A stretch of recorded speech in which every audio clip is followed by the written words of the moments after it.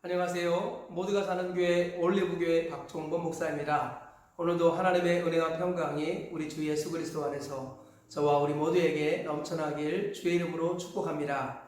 오늘은 신명기 22장 22절부터 30절 말씀에 근거해서 하나님 나라 백성의 성과 결혼 규례라는 제목으로 하나님 말씀을 전하도록 하겠습니다. 신명기 말씀은 반복해서 강조하는 말씀입니다. 그리고 여러 가지 규례를 주님께서 반복해서 강조하고 있습니다. 안식일 규례, 11조 규례, 레위인 규례, 왕의 규례, 그리고 오늘 본문에서는 성 규례, 그리고 결혼 규례 등등을 말씀하고 있습니다.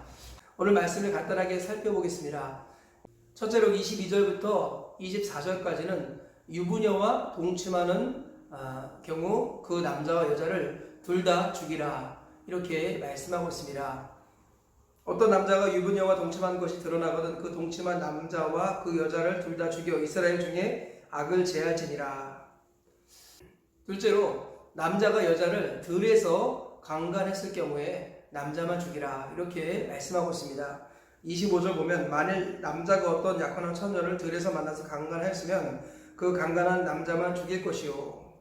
들에서 강간했을 경우에 여자가 아무리 소리 질러도 도와줄 사람이 없기 때문에 여자에게 책임을 물을 수 없고 그 강간한 남자만 죽이라 그렇게 말씀하는 장면입니다. 셋째로 남자가 처녀를 강간했을 경우에 그 처녀와 반드시 결혼해야 한다 이렇게 말씀하고 있습니다. 28절 이하를 보니까 만일 남자가 약혼하지 아니한 처녀를 만나 그를 붙들고 동침하는 중에 그 두 사람이 발견되면 그 동침한 남자는 그 처녀의 아버지에게 은 50세겔을 주고 그 처녀를 아내로 삼을 것이라. 그가 그 처녀를 욕보였은즉 평생에 그를 버리지 못하리라. 처녀와 잠자리를 같이 했을 경우에 그 처녀와 반드시 결혼해라 이렇게 말씀하고 있습니다. 오늘 이 말씀을 오늘날 우리가 어떻게 적용해야 될까요? 일단 우리가 먼저 참조해야 될 것은 죽이라 라는 말씀, 이 말씀은 당시에 신정일치 사회 속에서 주신 말씀입니다. 오늘 본문에서 죽이라는 말이 여러 번 나오는데요. 이 죽이라는 말, 이런 말들은 일단은 개인적으로 죽이라라는 말이 아니라 재판을 통해서 죽이라라는 말이고요. 우리 하나님께서는 나라를 위해서 기도하고 위정자들을 위해서 기도하고 왕들을 위해서 통치자들을 위해서 기도하라고 그랬고요. 그들이 세운 법을 준수하라고 주님이 말씀하셨습니다. 지금 민주주의 시대, 자본주의 시대에 우리는 법이라는 것을 통해서 이 세상이 돌아가고 있습니다. 그래서 우리는 불의하다고 생각했을 때 법에 근거해서 판결을 받는 것을 하나님 기뻐하십니다. 이 재정일체 사회에서 있었던 이 방식들을 그대로 이 시대에 행했다가는 그야말로 큰 실수를 범하는 것이죠. 그래서 오늘날 말씀으로 재해석하는 것이 중요하다는 것을 먼저 말씀드리겠습니다. 그럼 이런 것들을 참조해서 오늘 말씀을 통해서 얻을 수 있는 교훈을 몇 가지 살펴보겠습니다. 첫째로 가나안의 죄를 따라가지 말라라는 것입니다.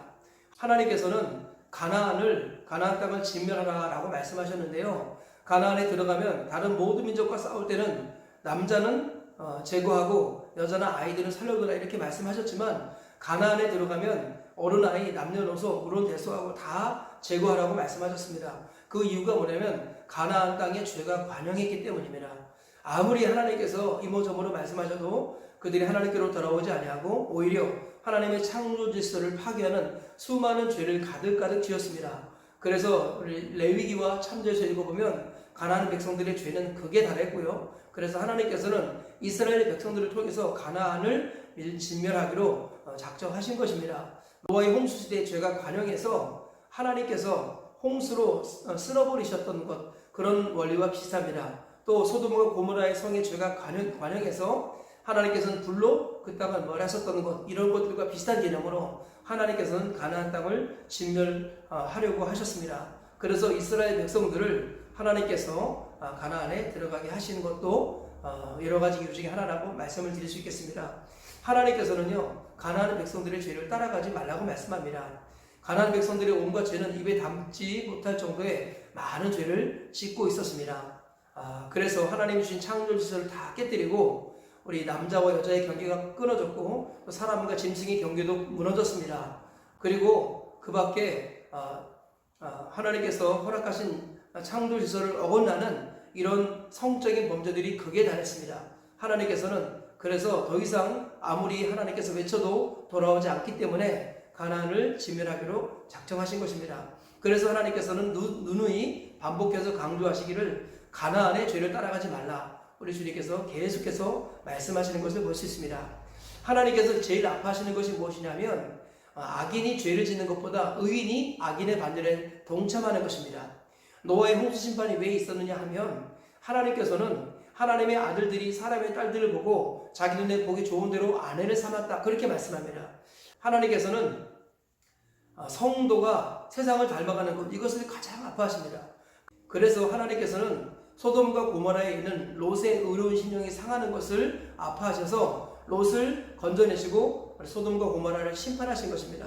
하나님께서는 의인이 변질되는 것을 가장 아파하신다는 것, 우리가 잊지 말아야겠습니다. 그래서 오늘 말씀에 근거해서 가나안의 여러 가지 성적인 범죄들, 이런 것들을 따라가지 말라고 주님은 계속해서 반복하여 강조하시는 것입니다. 그러므로 우리 성도들은 이 세상의 성적 윤리를 절대로 따라가서는 안 되겠습니다. 이 세상의 가정 윤리를 따라가서는 안 되겠습니다. 지금 결혼하기 전에 동거하는 문화, 그리고 결혼 전에 관계를 갖는 이런 문화들이 가득 차 있습니다. 아무렇지도 않은 것처럼 행해지고 있습니다. 그리고 남녀의 경계가 무너지고 있고요. 1대1의 어떤 균형도 무너지고 있습니다. 이런 악하고 음란한 이 세대를 따라가지 말고 하나님의 백성들은 성경의 원리를 따라 결혼을 소중히 여기고 성규례를 바르게 가져야 된다라고 성경은 말씀하고 있습니다. 이 말씀을 기억하시면서 악하고 음란한 이 세대를 따라가지 말고 가나안을 따라가지 말고 하나님 백성다운 아름다움을 지켜나가시는 저와 우리 모두가 되시길 주의 이름으로 축복합니다. 둘째로, 성적인 것은 영적인 것이다 라는 것입니다. 우리 주님께서는 지금 성적인 부분의 이야기를 많이 하고 계십니다. 가나안에 특별히 타락한 죄가 대표적인 것이 성적인 죄였습니다. 성적으로 문란해서 모든 경계들을 다 무너뜨리는 이런 죄가 가나안에 가득했었습니다. 그래서 하나님께서는 가나안을 심판하기로 결심하신 것이죠.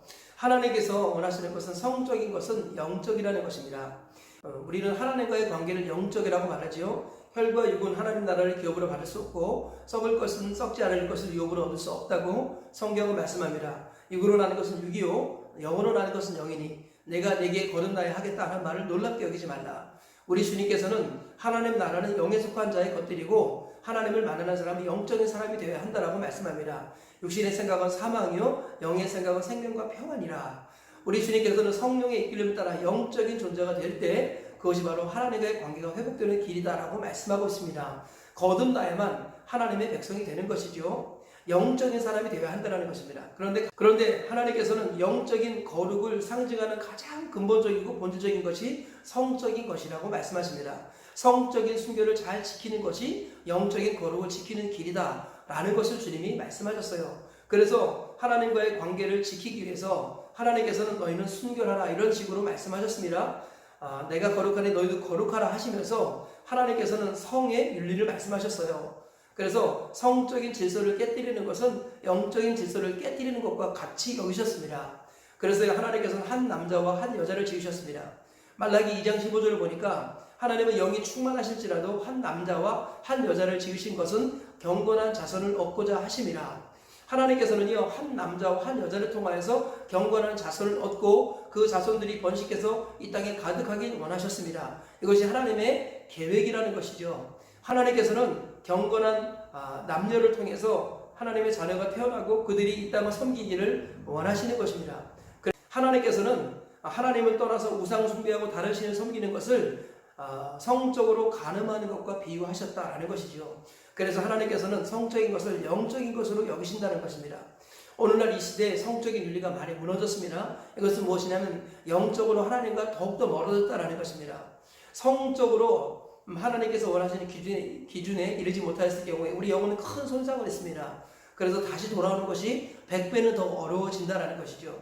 성적으로 범죄했던 다윗이 하나님께로 다시 돌아오는데 정말 얼마나 많은 영적인 수고를 했는지 모르겠습니다. 그래서 다윗이 침대가 젖을 때까지 하나님 앞에 통곡하고 자복하며 회개했을 때 그때 하나님께서는 그를 겨우 회복시켜 주시는 그런 이야기가 성경에 기록되어 있습니다. 성적인 범죄는 다른 죄보다 훨씬 더 많은 아픔을 준다라는 것입니다. 그래서 성경은 다른 죄들은 몸 밖에 죄를 짓는 것이지만 성적인 죄는 몸 안에 죄를 짓는 것이다 라고 말씀하시면서 성적인 죄가 우리 몸과 영혼에 더 큰 아픔을 준다라고 말씀하고 있다라는 것이죠. 그래서 저와 우리 모두가 성적인 것은 영적인 것이라는 이 원리를 잘 붙드시고 하나님 앞에서 바른 성윤리를 간직하셔서 바른 영적인 건강을 지켜나가시는 우리 모두가 되시길 주의 이름으로 축복합니다. 셋째로, 하나님께서는 죄를 죽이기 원하셔서 결국 아들을 죽이셨다라는 것입니다. 오늘 본문 말씀에서 죽이라 이런 말씀이 많이 나오는데요. 죄의 삭은 사망이다라는 이런 말씀 우리가 기억해야 될 필요가 있습니다. 그리고 또 하나는 뭐냐면 하나님은 죄인을 죽이라고 말씀하셨지만 오늘 본문에서 이 구약 성경을 오늘 신약적으로 우리가 재해석할 때는 죄를 죽이라 이렇게 해석을 해야 됩니다. 내가 죄를 죽이지 않으면 죄가 나를 죽입니다. 내가 죄를 멀리하지 않으면 마귀가 나를 가까이 합니다. 하나님께서는 어떠한 방법이 있더라도 죄를 죽이라라고 말씀하시는데요. 이것은 그만큼 피 흘리기까지 죄와 싸우라. 우리가 이렇게 해석을 해야겠습니다. 그러나 성경은 또 뭐라고 말씀합니까? 의인은 없나니 하나도 없고 선을 행하는 자도 없나니 하나도 없다. 모든 사람이 죄를 범하였으며 하나님의 영광에 이르지 못하였다. 죄의 삭은 사망이다. 이렇게 말씀하고 있습니다. 그런데요, 동시에 우리가 스스로 우리 죄를 끊을 수 없고 죄를 온전히 이길 수 없다는 것을 하나님이 아셨기에 하나님께서 예수님을 보내셨습니다. 죄의 삭은 사망이요 하나님의 은사는 그리스도 예수 우리 주 안에 있는 영생이니라. 하나님께서는 죄의 삭수로 말미암아 우리가 다 죽어야 되고 오늘 본문처럼 우리가 하나님 앞에서 이렇게 죽어야 됩니다. 그런데 하나님께서는 우리 사람을 죽이신 것이 아니라 하나님의 아들 예수님을 죽이셨습니다. 우리가 이 죄를 생각할 때마다 오늘 본문 말씀처럼 우리가 다 이 죄로 말미암아 다 죽어야 됩니다.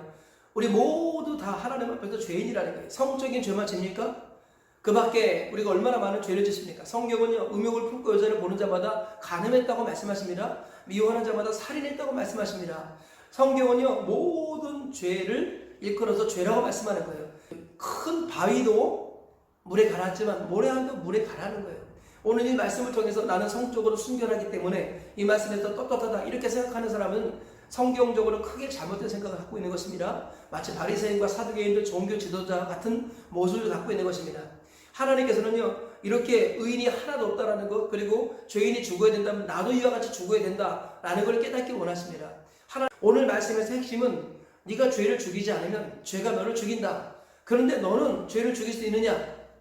우리는 죄를 죽일 수 없다는 것입니다. 우리는 날 때부터 죄인으로 태어나서 죄와 함께 살아왔습니다. 그래서 우리는 본래 죄인으로 태어나서 저주의 삶을 살다가 사형장 이슬로 사라진 인생밖에 되지 않았다는 것이에요. 그런데 하나님이 세상을 이처럼 사랑하사 독생자를 주셨습니다.